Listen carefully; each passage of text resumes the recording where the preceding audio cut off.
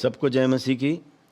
आज लूका रचित समाचार 19वें अध्याय में से उसके 1 से लेकर 10 तक हम पढ़ेंगे और उसमें से हम कुछ देखने जा रहे हैं। लिखा है, वह यरीहो में प्रवेश करके जा रहा था। वहाँ जक्कई नामक एक मनुष्य था जो चुंगी लेने वालों का सरदार था और धनी था। वह यीशु को देखना चाहता था कि वह कौन सा है, परंतु भीड़ के कारण देख न सकता था क्योंकि वह नाटा था। तब उसको देखने के लिए वह आगे दौड़कर एक गूलर के पेड़ पर चढ़ गया, क्योंकि यीशु उसी मार्ग से जाने वाला था। तब यीशु उस जगह पहुंचा तो ऊपर दृष्टि करके उससे कहा, हे जक्कई, झट उतर आ, क्योंकि आज मुझे तेरे घर में रहना अवश्य है। वह तुरंत उतरकर आनंद से उसे अपने घर ले गया। यह देखकर सब लोग कुड़कुड़ाकर कहने लगे, वह तो पापी मनुष्य के यहाँ जा उतरा है, यानी यीशु पापी मनुष्य के यहाँ जा उतरा है। जक्कई ने खड़े होकर प्रभु से कहा, हे प्रभु, देख, मैं अपनी आधी संपत्ति कंगालों को देता हूं, और यदि किसी का कुछ भी अन्याय करके ले लिया है तो उसे चौगुना फेर देता हूं। तब यीशु ने उससे कहा, आज इस घर में उद्धार आया है, क्योंकि यह भी अब्राहम का एक पुत्र है। मनुष्य का पुत्र खोए हुओं को ढूंढने और उनका उद्धार करने आया है। मेरे प्रियो, यहां पर जो पहला चरित्र हम देखते हैं वो जक्कई। यहां पर लिखा है, जक्कई नामक का जो मनुष्य, वो चुंगी लेने वालों का सरदार था और धनी था।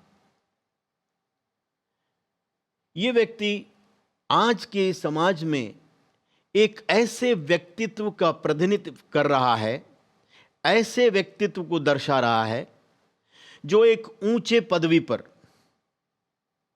वो चुंगी लेने वाला ही नहीं, चुंगी लेने वालों का सरदार था। वो बहुत से लोगों के ऊपर एक ऑफिसर था और वो धनी था। यानी दूसरे शब्दों में, इस संसार और समाज की दृष्टि में उसकी एक अच्छी पदवी, कई लोगों के ऊपर ऑफिसर, टैक्स कलेक्टर है और धनी भी है। लेकिन यहां एक विषय हम देखते हैं कि वो यीशु को देखना चाहता है। उसके अंदर उसके देखने की, यीशु को एक बार देखने का जो आग्रह उत्पन्न हुआ, वो इतना गहरा था कि उसने अपने उस पदवी का और धनी होने का, उन सब विषयों को एक तरफ रख के, नाटा होने के कारण उसे पता है मैं भीड़ में से देख नहीं पाऊंगा, वो झट एक पेड़ पर चढ़ता है। मेरे प्रियो, एक समाज में जाना माना व्यक्ति, परिस्थितियां अच्छी हैं, काम धंधा अच्छा है, धन संपत्ति अच्छी है, वो सब कुछ उसके पास है। ऐसे समय में एक उद्धारकर्ता का, परमेश्वर की ओर बढ़ने का या उसकी ओर ध्यान करने का, इसका कारण क्या हो सकता है? संसार में कितने लोग हैं, बहुत तेरे लोग ऐसा सोचते हैं और ऐसा कहते हैं, ठीक है, अभी तो हमारी आयु कम है, जब कभी ऐसा होगा 70 वर्ष, तब हम परमेश्वर की खोज में या उस एक प्यास या उस अवस्था में हम निकलेंगे। यह सब कुछ संपन्न है। एक संपन्न व्यक्ति को उसकी क्या आवश्यकता है? और यहां तक अपने शारीरिक या जो उसके शरीर में, उसके अंदर उसको एक नाटापन था, उस विषय का भी एक मजबूर अवस्था में, या उसको एक मजबूरी या बहाना बनाकर वो वहां से हट नहीं रहा है, वो पेड़ पर चढ़ता है। मेरे प्रियो, एक समाज में जाने वाले व्यक्ति को और एक धनाढ्य व्यक्ति, वहां पर वो सब उसे जानते होंगे और उनके बीच में अपने आन मान को एक तरफ रख के, अपने सम्मान की अवस्थाओं को भी बुलाकर अगर वो यीशु के दर्शन पाना चाह रहा है, इसका मतलब उसके हृदय के अंदर उतना एक कोई विषय है। मेरे प्रियो, आकाश और पृथ्वी के रचने वाले परमेश्वर ने जब मनुष्य की रचना की, उसको अपने समान और स्वरूपता में बनाकर उसने उसके अंदर अपनी आत्मा को डाला, उसके पवित्र आत्मा को डाला, और वो उस व्यक्ति के साथ, उस अपने सृष्टि के साथ एक निकटतम संगति में वो चलता था।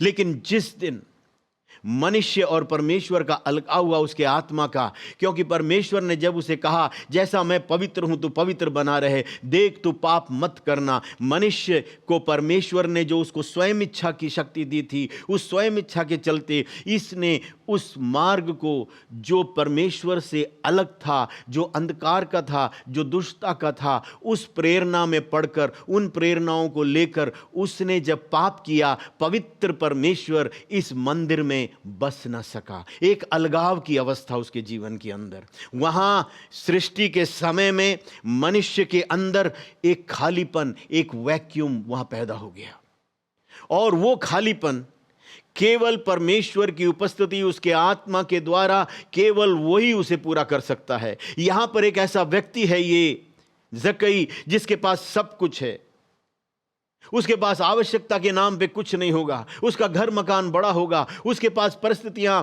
अच्छी और मजबूत हैं, लेकिन हो ना हो, मैं ऐसे सोचता हूं कि उसने कभी सोचा होगा मैं अच्छा धन कमाऊंगा, उसने धन कमाने के प्रयास किए, उसने धन कमा लिया। उसने सोचा होगा कि हाँ मेरी उन्नति होनी चाहिए, मेरा अगला लक्ष्य है कि मुझे एक अच्छी पदवी और मैं एक ऊंचे पोस्ट पर काम करूं। वो सब विषय उसका पूरा हो गया, लेकिन हो सकता है ये सब जो उसने सोचा, ये सब कुछ होने के बाद मेरे अंदर का खालीपन दूर होगा। मेरे प्रियो, वो विषय इन चीजों से, बाहरी विषयों से पूरा नहीं हुआ। उसके अंदर जो वो ढूंढ रहा था, वो एक परिपूर्णता की अवस्था, उसे लभ्य नहीं हुआ।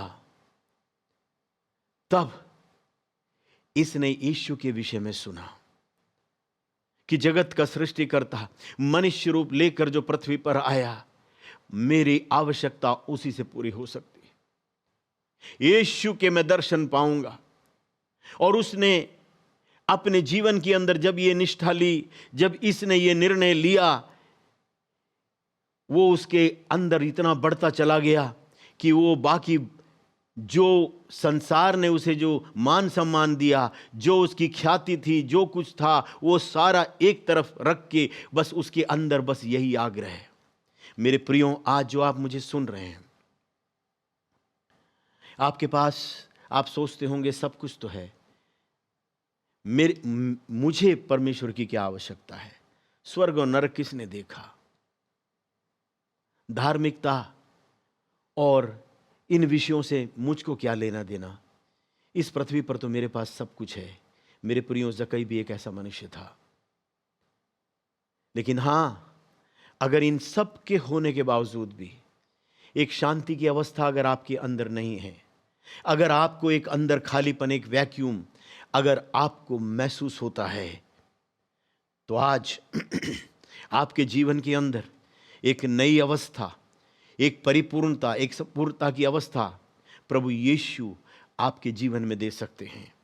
मैं भी ऐसे एक दिन सोचता था, सब कुछ परिस्थितियां अच्छी हैं, सब कुछ बहुत अच्छा है, लेकिन एक ऐसा खालीपन। आज संसार में हर एक व्यक्ति जो अपने सृष्टिकर्ता, उसके रचने वाले के आत्मा से वो दूर है, उसका एक व्यक्तिगत मुठभेड़ उसके साथ ना हुआ हो, और एक उसके अंदर जब तक वो परमेश्वर की उपस्थिति का अनुभव उसके अंदर ना हो, वो खालीपन को महसूस करता है। मेरे प्रियो,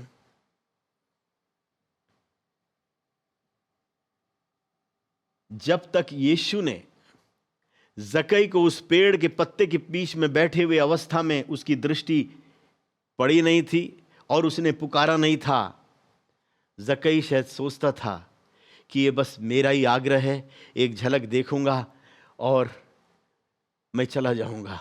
लेकिन मेरे प्रियो, यहाँ पर कुंजी ये है, यहाँ पर महत्वपूर्ण विषय ये है कि जक्कई को पता नहीं था कि उसके अंदर वो आग्रह भी उपजाने वाला उसका सृष्टि करता है। अगर आज आप उस खालीपन को महसूस करते हैं और आप एक उत्तर को ढूंढ रहे हैं कि कौन है, कोई है जो सब कुछ होते हुए भी जो मेरे पास नहीं है, उस खालीपन को कोई भर सकता है। मेरे प्रियो, अगर आपके हृदय में अंदर अगर ये एक दस्तक है तो वो स्वयं परमेश्वर अपने प्रेम और अपने आत्मा के द्वारा आपको अपनी ओर खींच रहा है।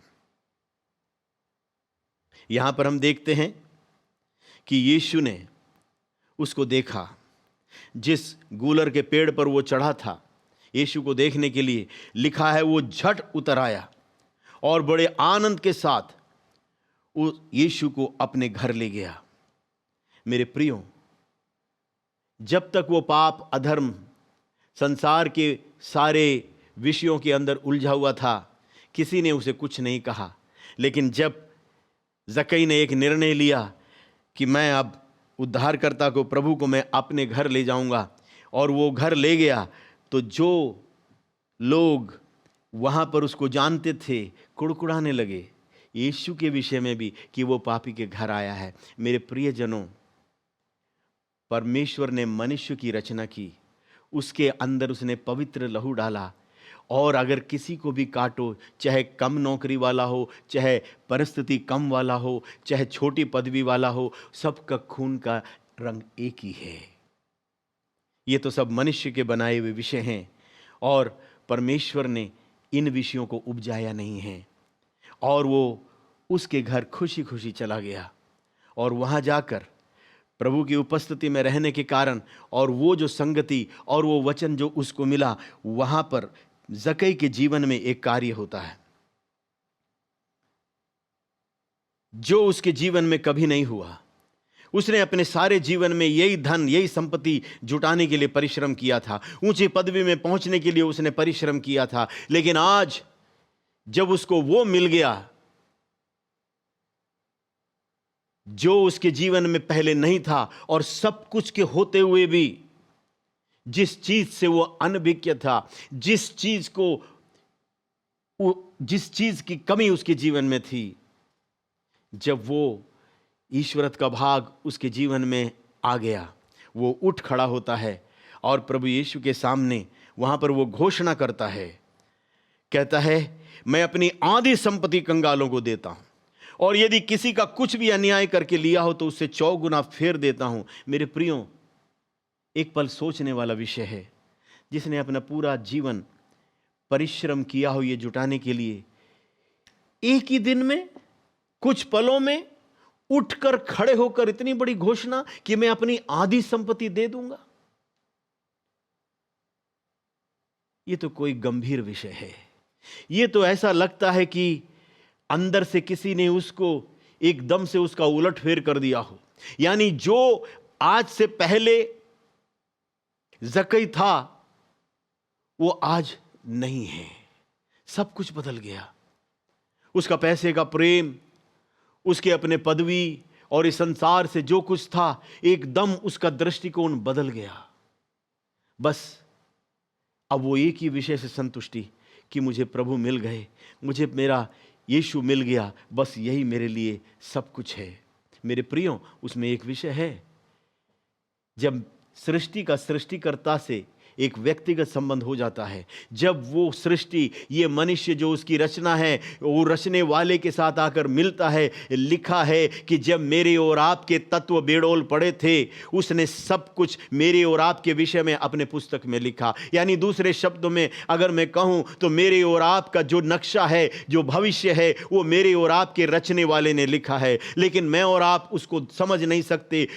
उस वास्तविक जीवन के अंदर जो उद्देश्य है और उसका जो लक्ष्य है, जब वो मेरे और आपके जीवन में चला आता है, एक मेरे और आपके जीवन का एक अर्थ होता है, एक लक्ष्य चला आता है। और मनुष्य अपने एक लक्ष्यहीन, अर्थहीन, एक बेगारी महसूस, अंदर से सब कुछ होते हुए भी एक खालीपन को जो महसूस करता है, वो सारा विषय हटकर एक ईश्वरीय उपस्थिति में चला आता है। और उसके अंदर वो उसकी उपस्थिति उसके अंदर सब कुछ भर देता है और वो उसका जीवन बिना लक्ष्य और बिना उद्देश्य के नहीं रहता है।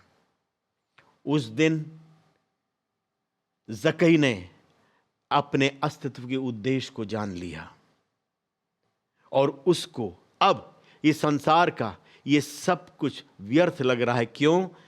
उसका रचने वाला स्वयं उसका उद्धार करता जब उसके साथ है तो फिर उसे और किसी विषय की आवश्यकता वहां महसूस नहीं हुई। मेरे प्रियो, अगर आज कहीं भी आपके जीवन के अंदर एक ऐसी खोई हुई अवस्था, अगर आपके जीवन के अंदर एक खालीपन अगर आप महसूस करते हैं, अगर आपको लगता है कि मैंने इस संसार में सब कुछ जुटा लिया है लेकिन फिर भी वो तृप्ति, वो संतुष्टि, वो शांति जो मेरे जीवन में होना चाहिए, एक परिपूर्णता की, एक पूर्णता की अवस्था मेरे जीवन में नहीं है, ऐसा लगता है कि कुछ कहीं ना कहीं कुछ खोया हुआ है, कहीं कुछ कमी है। मेरे प्रियो, एक मनुष्य के जीवन में इन बाहरी उपलब्धियों से कुछ होने वाला नहीं है। उसको सबसे अधिक काटने वाला अवस्था जो उसके पाप का बोझ है। आप कहेंगे मैंने किसी के साथ तो कोई बुराई नहीं की, मेरे मन में किसी के बारे में कुछ बुराई नहीं है, मैं कोई ऐसा नशा नहीं करता, मैं एक अच्छा जीवन बिताता हूं, मैं किसी का बुरा नहीं चाहता। मेरे प्रियो, परमेश्वर का वचन कहता है कि सब ने पाप किया और परमेश्वर की महिमा से रहित हुए। कहने का तात्पर्य है कि पहला मनुष्य जिसको परमेश्वर ने अपने समान और स्वरूपता में बनाया था, उसने जीवन में पाप किया, उसने ईश्वरत के भाग को खो दिया और उसके खून में पाप आ गया। उस पाप के खून के चलते जो भी उससे पैदा हुए उसके वो एक पाप की अवस्था में जन्मा है। जक्कई तो एक अपने जीवन में मैं कहूंगा वो भाग्यवान निकला कि उसके अंदर उसने उस खालीपन को महसूस कर जो उसको उससे दूर कर सकता था, उद्धार दे सकता था, उसकी ओर वो फिरा। आज आप किसी भी अवस्था में हैं, अगर आपने परमेश्वर के साथ अपना एक व्यक्तिगत संबंध नहीं जोड़ा है तो जीवन के अंदर एक ऐसा खालीपन, एक ऐसा माइनस रहता है जो कोई और पूरा नहीं कर सकता। मेरे प्रियो, परमेश्वर का वचन कहता है कि परमेश्वर ने जगत से ऐसा प्रेम किया कि उसने अपना इकलौता पुत्र दे दिया ताकि जो कोई उस पर विश्वास करे वो नाश ना हो परंतु अनंत काल का जीवन पाए। और अगले पद में लिखा है, इस संसार में जिन लोगों ने परमेश्वर के इकलौते पुत्र पर विश्वास नहीं किया उन पर दंड की आज्ञा आ चुका है। क्यों? क्योंकि उन्होंने परमेश्वर के इकलौते को जीवन में ग्रहण नहीं किया। मेरे प्रियो, इस पृथ्वी का समय जल्दी कट जाता है, एक अनंत काल का जीवन मेरे और आपके सामने है। मुझको और आपको अगर अपना आगे का जो जीवन है, भविष्य है, वो अगर ईश्वरत के भाग में स्वर्ग में बिताना है, मुझको और आपको उस प्रभु के उद्धार की आवश्यकता है। प्रभु यीशु ने वहां पर उस जक्कई के समर्पण पर, उसके घोषणा पर, उसके जीवन के रूपांतर के प्रकटीकरण पर प्रभु यीशु ने कहा, आज इस घर में उद्धार आया है।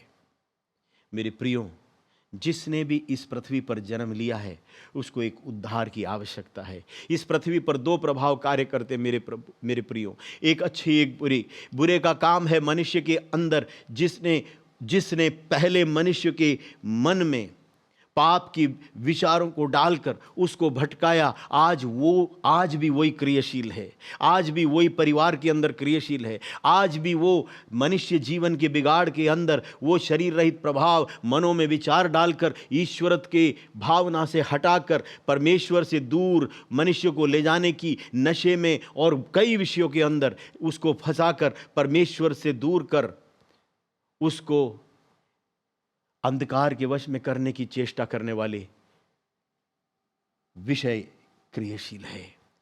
मेरे प्रियो, मुझको और आपको अच्छी रीति से समझने की आवश्यकता है। परमेश्वर मेरे और आपके हर एक के हृदय के विचारों को भली भांति दूर से पहचानने वाला है। इस पृथ्वी पे अगर अंदर पेट के अंदर कोई समस्या हो तो अल्ट्रासाउंड, और अगर कुछ और चित्र देखना हो तो उसका स्कैनिंग। परमेश्वर मेरे और आपके हर एक विचारों का स्कैन करता है।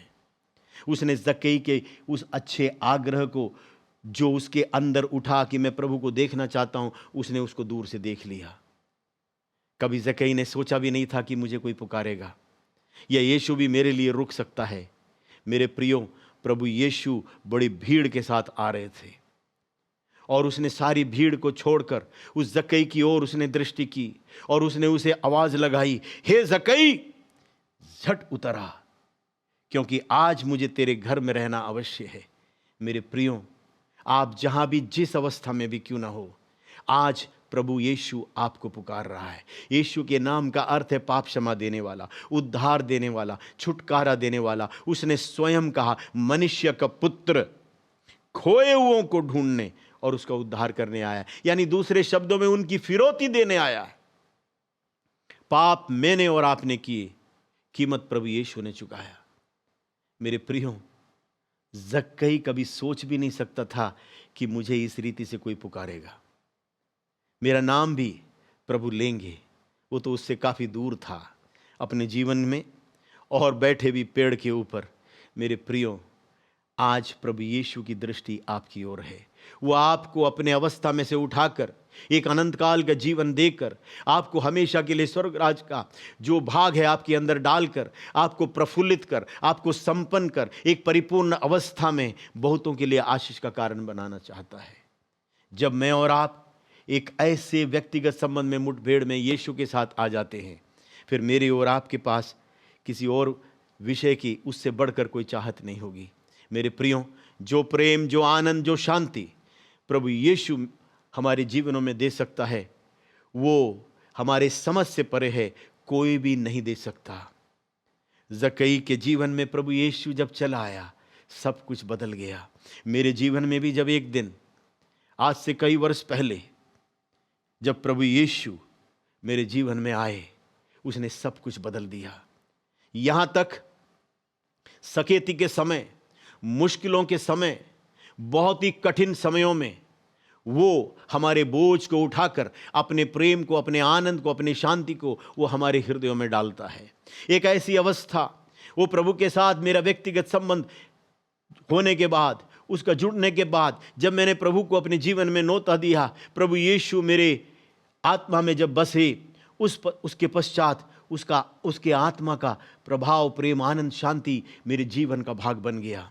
एक ऐसी घटना मेरे जीवन में घटी, एक ही दिन,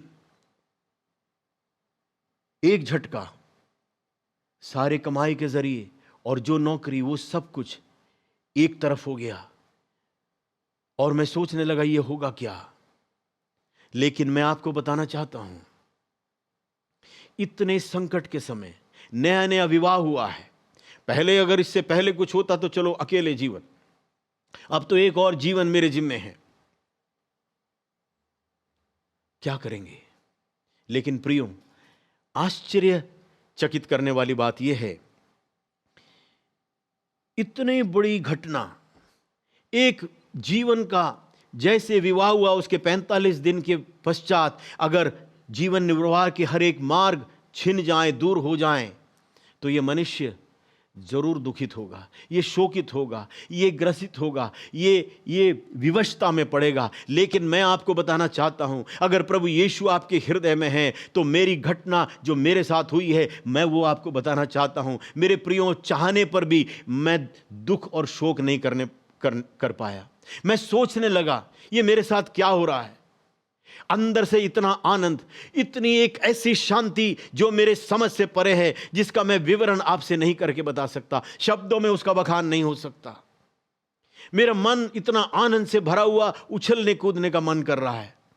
मैं तो यहां तक विचारधारा में पड़ गया और सोचने लगा ये मेरे साथ क्या हो रहा है, ये सामान्य नहीं है, ये तो संसार में जैसे लोगों के साथ होता वैसा नहीं है, कहीं ऐसा तो नहीं है मेरे यहाँ इस दिमाग में या इस मन के अंदर कोई त्रुटि आ गई हो या कोई पेच ढीला हो गया हो। मेरे प्रियो, ऐसा सोचते सोचते 1 दिन, 2 दिन, 3 दिन मुझे लगा हाँ पक्का मेरे मन में कुछ खराबी है। लेकिन हाँ, तीसरे दिन कुछ अपने मित्र और किसी के साथ बैठकर मैं प्रार्थना कर रहा था, और जब मैं प्रार्थना कर रहा था, मेरा भाई एक जो सामने बैठे थे, प्रभु में जो भाई है, उसने एक दर्शन देखा।